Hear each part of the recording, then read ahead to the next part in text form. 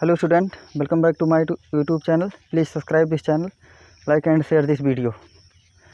आज हम BSc first year chemistry syllabus के बारे में डिस्कस करने जा रहे हैं कि आपको जो है BSc फर्स्ट सेमेस्टर में क्या क्या पढ़ने हैं। तो हम इसमें आपको बता दें कि इसमें आपको केवल रिटन टेस्ट का एक ही पेपर देना है। कहने का मतलब आपके एग्ज़ाम में केवल एक ही पेपर केमिस्ट्री की देनी है। एक केमिस्ट्री का रहेगा, एक जूलॉजी का रहेगा, एक बॉटनी का रहेगा, एक आप जो है जो भी सब्जेक्ट और लेंगे तो उसका रहेगा। तो इसमें जो है आपको केमिस्ट्री में जो कोर्स टाइटल है, यानी कि आपको जो कोर्स पढ़ना है इसमें फंडामेंटल ऑफ केमिस्ट्री है। कहने का मतलब आपका जो पेपर केमिस्ट्री में पढ़ना है उसका नाम जो है क्या है, फंडामेंटल ऑफ केमिस्ट्री है। तो इसमें जो एग्ज़ाम के बाद आपको जो सर्टिफिकेट मिलेगा यानी कि मार्कशीट मिलेगी उसका नाम होगा certificate in bio organic and medicinal chemistry. तो आपको जो है फर्स्ट ईयर के फर्स्ट सेमेस्टर में आपको जो है यही एक ही पेपर जो है पढ़ना है और 6 महीने बाद आपका एग्ज़ाम होगा। अब इसके बाद इसमें कौन कौन सी यूनिट पढ़नी है उसको हम बताते चलें। तो इसमें जो है आपको देखिए सबसे पहले हम ये बता दें कि पेपर कितने नंबर का होगा। इसमें देखिए जो पेपर होगा वो 75 मार्क्स का होगा। जो पेपर होगा आपका वो 75 मार्क्स का होगा। तो यहाँ पर देखिए लिखा हुआ है 75 लिखा हुआ है और 25 लिखा हुआ है, दो चीज़ें लिखी हुई हैं। तो यहाँ पर देखिए जो 75 मार्क्स का आपका होगा वो आपको रिटन एग्ज़ाम देना होगा और जो 25 मार्क्स यहाँ पर दिया हुआ है उसमें आपका जो है आपका 15 मार्क जो है आपका सेशनल टेस्ट का होगा और जो है +5 मार्क्स जो है असाइनमेंट का होगा और +5 मार्क्स जो है आपका अटेंडेंस का होगा। यानी कि क्लास में आप जितना प्रेजेंट रहेंगे, जितना उपस्थित रहेंगे, उसका जो है 5 नंबर आपको मिलेगा। तो इस तरीके से ये टोटल हो गए 25 मार्क्स और 75 मार्क्स का जो है आपका पेपर होगा, जो कि लिखने वाला पेपर होगा, रिटन एग्ज़ाम होगा। तो लगभग सभी यूनिवर्सिटी में इसी तरीके से होगा क्योंकि सिलेबस एक ही है सबका। अब इसके बाद हम डिस्कस करते हैं टॉपिक के बारे में। यहाँ पर देखिए यूनिट लिखा हुआ है और यहाँ पर यूनिट लिखा हुआ है और यहाँ पर देखिए टॉपिक लिखा हुआ है, यहाँ पर नंबर ऑफ़ लेक्चर्स लिखा हुआ है। तो हम यहाँ पर यूनिट के बारे में बताएं। फर्स्ट यूनिट है आपका, फर्स्ट यूनिट है introduction to ancient chemistry and contribution of Indian chemist in context to the holistic development of modern science and technology should be included under continuous evolution CIE। तो इसमें आपको जो है जो प्राचीन काल में जो जैसे जैसे केमिस्ट्री की खोज हुई, मतलब पहले जो है कैसे कैसे जो है खोज हुई है केमिस्ट्री में केमिकल की, तो सबसे पहले आपको उसी को पढ़ना है और इंडियन केमिस्ट के भी बारे में जानना है कि किसने जो है इन खोजों को किया। तो जो है इंडियन केमिस्ट के बारे में आपको जानना है और इसमें और मॉडर्न साइंस एंड टेक्नोलॉजी के बारे में जानना है कि कैसे कैसे जो है उनका विकास हुआ और कहाँ तक जो है हमारी जो है केमिस्ट्री कहाँ तक इस समय मॉडर्न प्रेजेंट ईयर में कहाँ तक जो है पहुँची हुई है। तो आपको इसके बारे में फर्स्ट यूनिट में डिस्कस करना है। और इसके बाद जो है आपकी आती है फर्स्ट यूनिट में आपका सेकंड पार्ट है molecular polarity and weak chemical forces. तो इसमें सबसे पहले आपको जो है रेजोनेंस जानना है। रेजोनेंस आप जानते हैं कि क्या होता है। Cyclisation of pi electron in any ring are known as resonance. और रेजोनेंस एनर्जी के बारे में जानना, फॉर्मल चार्ज के बारे में जानना है, वैन डेर वाल्स फोर्स के बारे में जानना है, आयन डाइपोल फोर्सेस के बारे में जानना है, डाइपोल डाइपोल इंटरेक्शन है, इंड्यूस्ड डाइपोल इंटरेक्शन है। कहने का मतलब आपको डाइपोल पढ़ना है, dipole moment and molecular structure, diatomic and polyatomic molecules पढ़ना है। और इसके बाद आपका है परसेंटेज आयनिक करेक्टर। यहाँ पर देखिए परसेंटेज आयनिक करैक्टर है, तो यहाँ पर जो है इसके बारे में आपको पढ़ना है। और इसके बाद percent ionic character from dipole moment, polarising power है, और जो है पोलराइजेबिलिटी है, इसमें फजांस रूल है, और कॉन्सिक्वेंस ऑफ पोलराइजेशन है, हाइड्रोजन बॉन्डिंग है, वंडरवाल फोर्सेज है, आयनिक डाइपोल फोर्सेज है, डाइपोल डाइपोल इंट्रैक्शन है, इंड्यूस्ड डाइपोल इंट्रैक्शन है। तो इन सब चीज़ों को हम जो है बहुत ही अच्छी तरीके से आगे इसमें पढ़ाएंगे। तो आपको इतनी चीज़ें जो है इसमें फर्स्ट यूनिट में पढ़नी थी। अब इसके बाद हम आ जाते हैं सेकंड यूनिट पे। सेकंड यूनिट में है simple bonding theories of molecules. इसमें देखिए एटॉमिक ऑर्बिटल्स है, एटॉमिक ऑर्बिटल से SPDF के बारे में जानना है। और इसके बाद जो है आपका अबाउ रूल है। अबाउ रूल इंटरमीडिएट में भी आप लोग पढ़े हुए हैं, तो वही अबाउ रूल आपको यहाँ भी आपको पढ़ना है। इसके बाद फिर पढ़ना है आपको multiple bonding, sigma and pi approach and bond length पढ़ना है। और जो है the valence bond theory, BBT भी आपको पढ़नी है।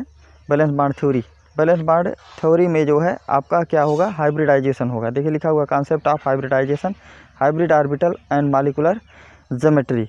बेंट रूल है, valence shell electron pair repulsion theory, VSEPR theory है। Shape of the following symbols है, molecules ion containing lone pair and bond pair of electrons H2NH3 PCl5 SF6 SF4 ClF3 I3H3O, molecular orbital MOT, molecular orbital diagram, bond order, homonuclear and heteronuclear diatomic molecules, ion N2O2 C2 B2 F2 CO NO and their ions, उनके ion के बारे में भी आपको पढ़ना है। अब इसके बाद हम आ जाते हैं थर्ड यूनिट पे। यहाँ पर थर्ड यूनिट में periodic properties of atom with reference to S and P block है। तो इसमें जो है brief discussion factor affecting the variation tends of following property in groups and periods है। इसमें देखिए जो है आपको group S and P block के जितने भी एलिमेंट हैं उनके ग्रुप के बारे में जो है आपको स्टडी करना है। तो इसमें जो है आपको देखिए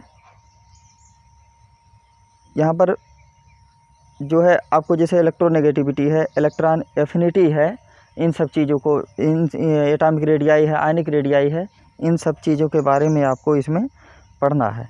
ये पर लिखा हुआ factor affecting the variation tends the following property of group and period.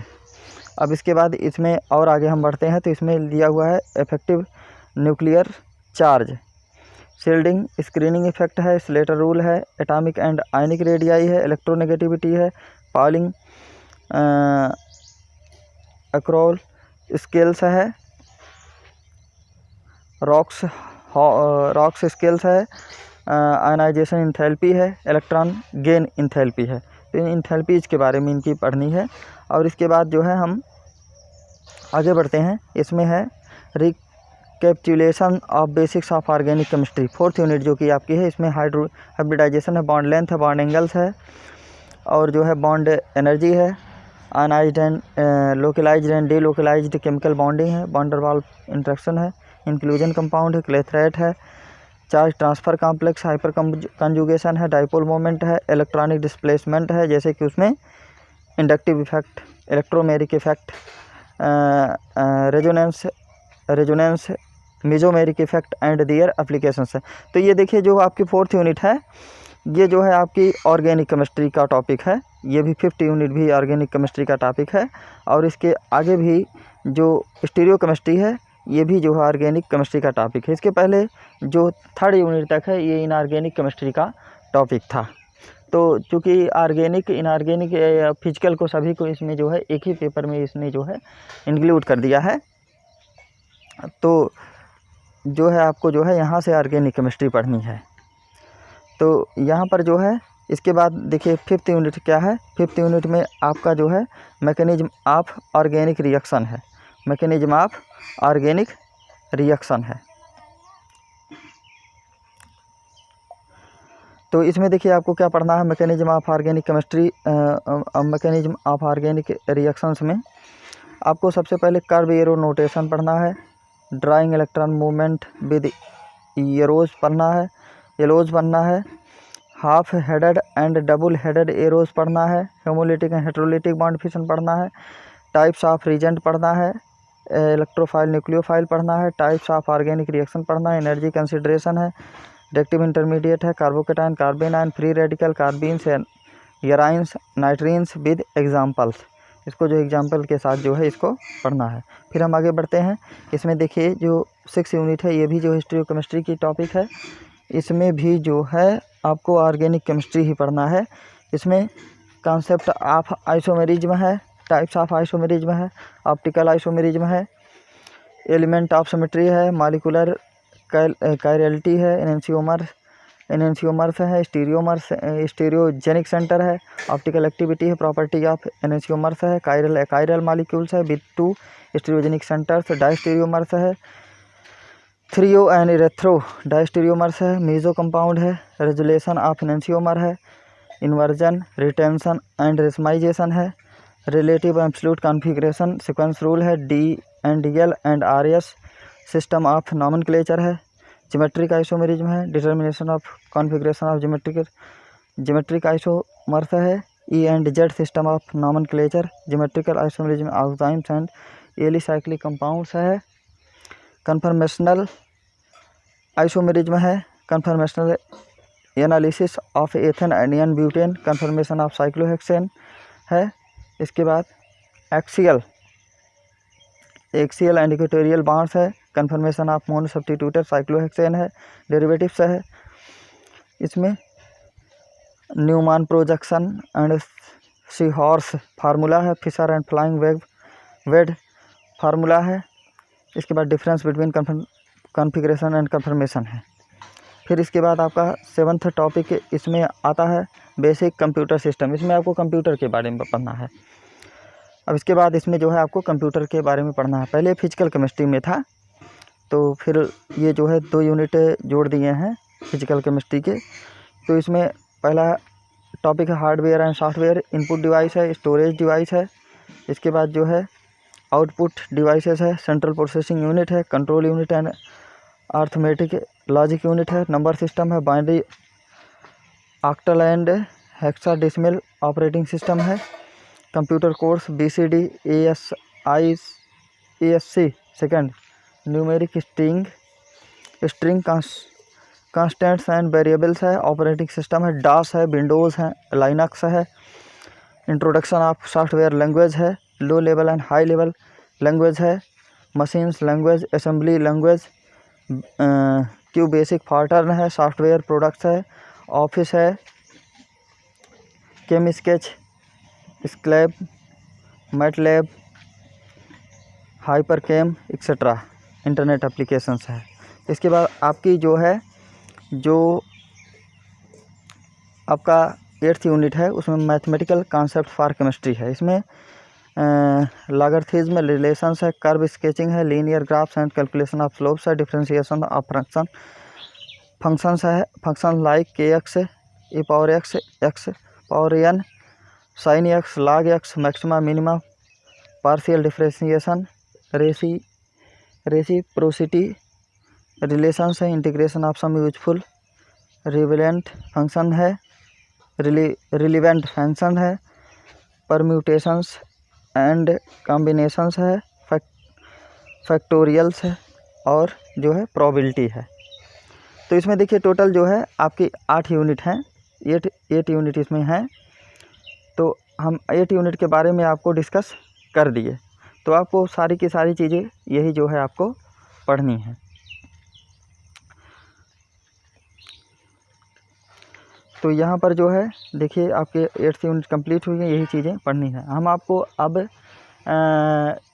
जो रिटन एग्ज़ाम होता है उसके पेपर की वीडियो बना देंगे कि पेपर में कितने मार्क्स का कितने सेक्शन का जो है क्वेश्चन आता है। तो आशा करता हूँ कि वीडियो आपको पसंद आई होगी। वीडियो को लाइक करिए, ज़्यादा से ज़्यादा शेयर करिए और चैनल को ज़रूर सब्सक्राइब करिएगा। Thank you.